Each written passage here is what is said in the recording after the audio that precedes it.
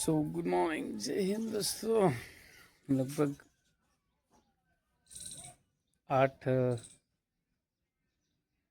વાગે આપણે કામે થઈ ગયા અને આપણે મીલ કરી છે તૈયાર. ચાલુ કરી લઈ તૈયાર.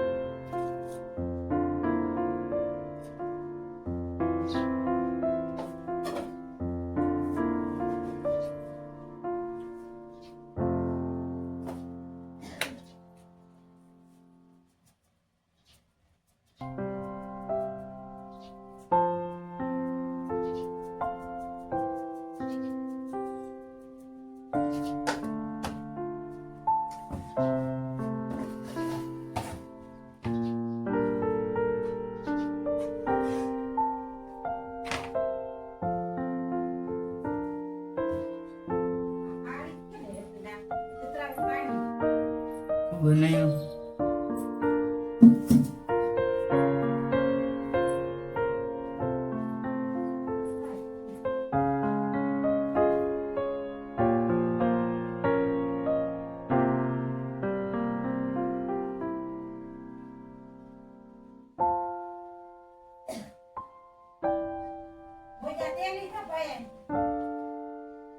ના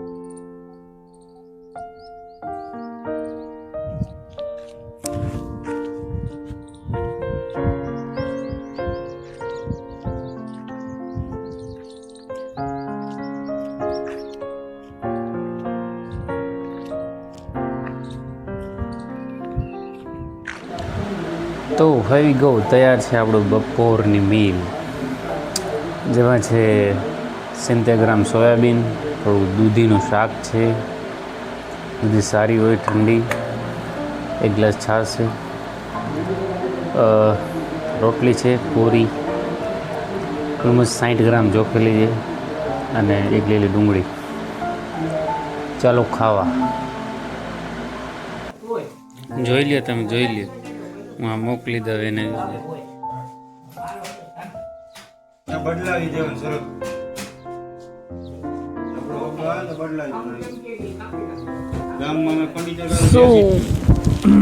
કેમ છો? ઘરે હાલે છે દરવાજાનું કામ અને નીચે બહુ અવાજ આવે છે, પણ ટાઈમ થઈ ગયું છે વધારે, 6:30 જેટલું થઈ ગયું છે. અને આજ છે આપણો વીકનો બીજો લેગ ડે. પહેલો લેગ ડે આપણે જીમમાં કર્યો હતો અને થોડુંક વધારે જ ઇન્ટેન્સિટી થઈ ગઈ હતી લેગની, એટલે આજે આપણે બસ ખાલી આઇસોલેટ મુવમેન્ટ જ કરશી. દમભાઈ આવી ગયા છે. હેલો ગાઈસ, ચાલો કરી લઈ શૂટ. તો લગભગ આજ આપણે ચાલુ કરશી એક આઇસોલેટ મુવમેન્ટથી લેગ એક્સટેન્શન. અને આપણે જીમમાં શરૂઆતમાંથી તો હેવી સ્કોટથી કરી હતી. PR પણ આપણે હિટ કર્યું હતું, મતલબ 50 કિલોથી 3 રેપ્સ આવ્યા હતા પૂરા મારે. બીજી ફેર હું જાય ટ્રાય કરીશ કે 50થી કમસે કમ 3 કે 4 તો આવી જ જાય. બેલ્ટ લગાવતા ભૂલી ગયો તું.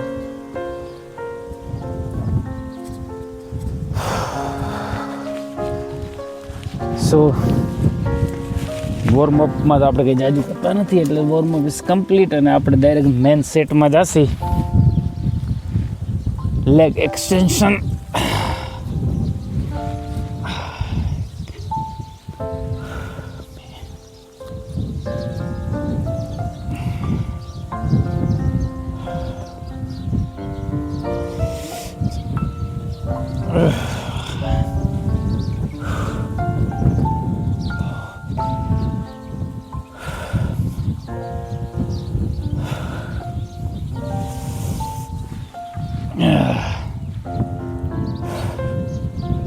આમ તો એને 2 દી થઈ ગયા, પણ લેગ હજી મારા શોર વધારે છે.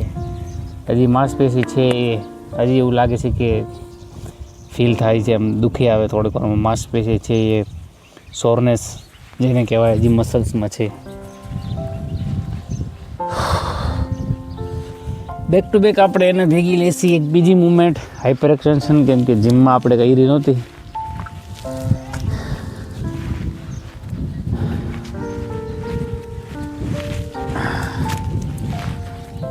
આજે ખેર આપણે ગયા હતા હાઇપર એક્સટેન્શન બિલકુલ ભૂલી જ ગયા હતા.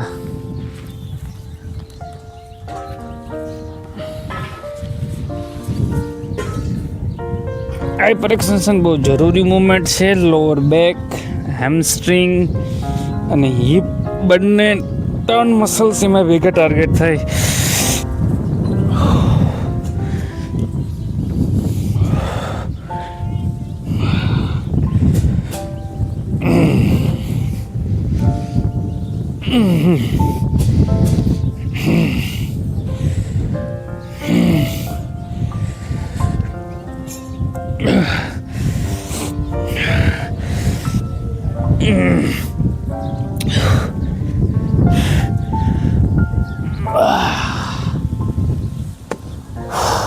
આમ તો હું બેક ટુ બેક એક્સરસાઇઝ કરું છું, કેમ કે ટાઈમ ઓછો હોવાને લીધે આપણી પાસે સમય ના હોય, એટલે તમે બેક ટુ બેક એક્સરસાઇઝ કરી શકો છો. તો આ છે મારો લેગ એક્સટેન્શનનો બીજો સેટ.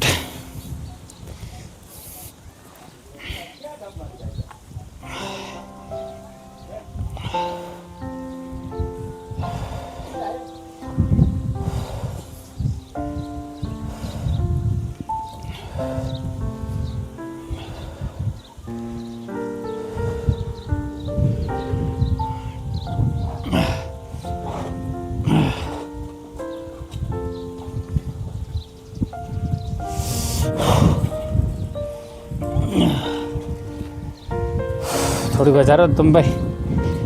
શું ઘણી ફેરે મેં તમને કીધું છે કે એક્સરસાઇઝનો ટાઈમ ન હોય એટલે ટ્રાય કરવાનું કે 2 સેટ તમે લ્યો, કેમ કે ટાઈમ ન હોય ત્યારે એવું પણ થાય કે અમુક લોકો છે એ એક્સરસાઇઝ એક તો મિસ કરી દઈએ પણ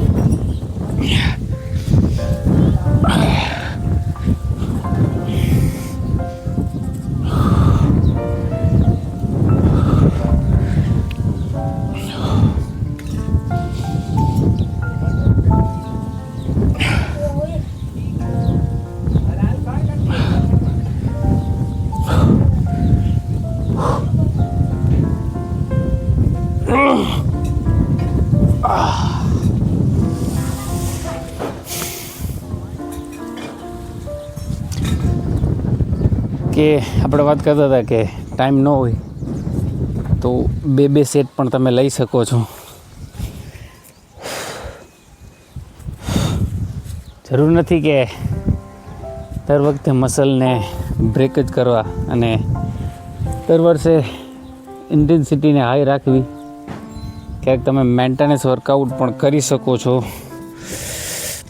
આ છે આપણી ત્રીજી મૂવમેન્ટ સુમો સ્ક્વોટ્સ.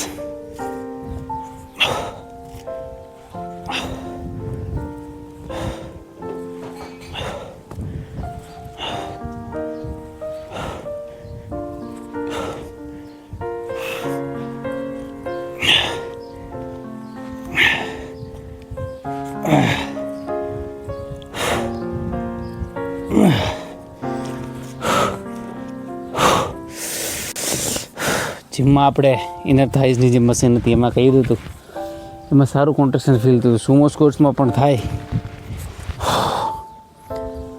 અને આપણે કાપ્સ જે છે એના માટે આપણે સીટેડ કાફ લીધા હતા જીમમાં.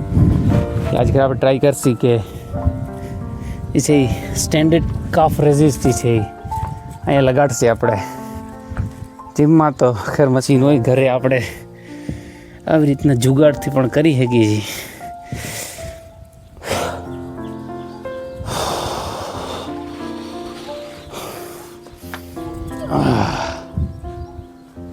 સો સ્ટેન્ડિંગ કાફ રેઝિસ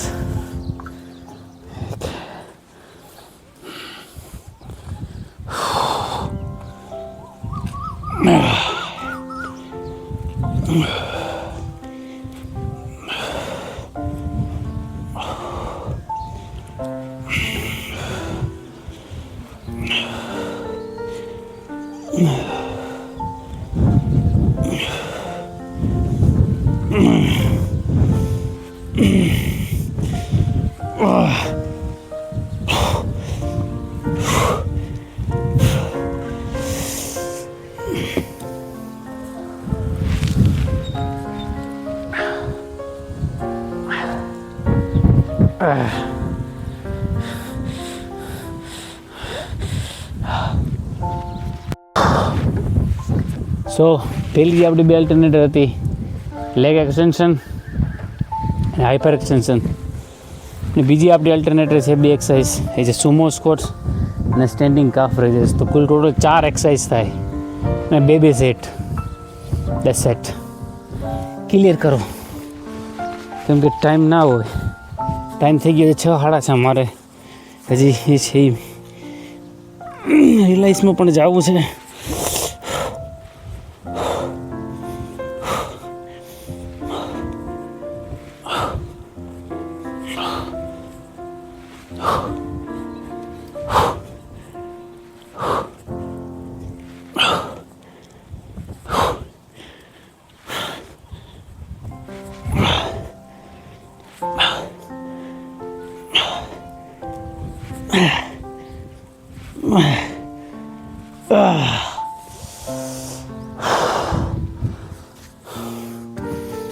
સો તમે જોઈ શકો છો કે ટાઈમ ન હોવાને લીધે પણ આપણે એક્સરસાઇઝ કરી શકીએ છીએ.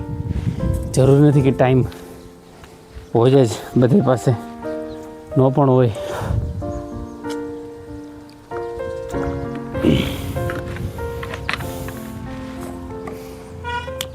આખરી સેટ કાફ રેઝિસ ચાલો ખતમ કરી.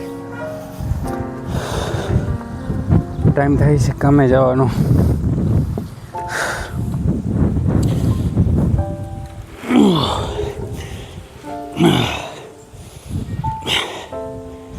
તો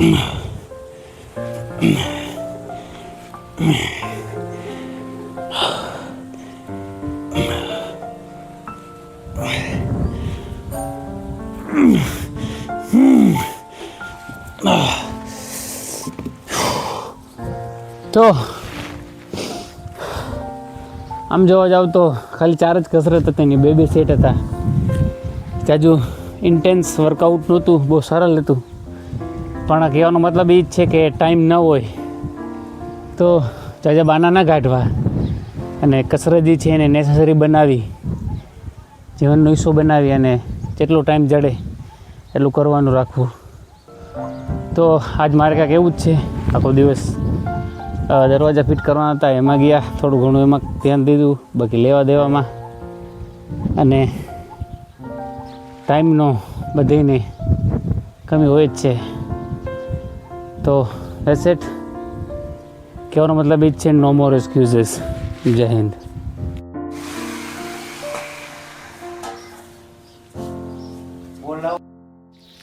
ચાલો કામે.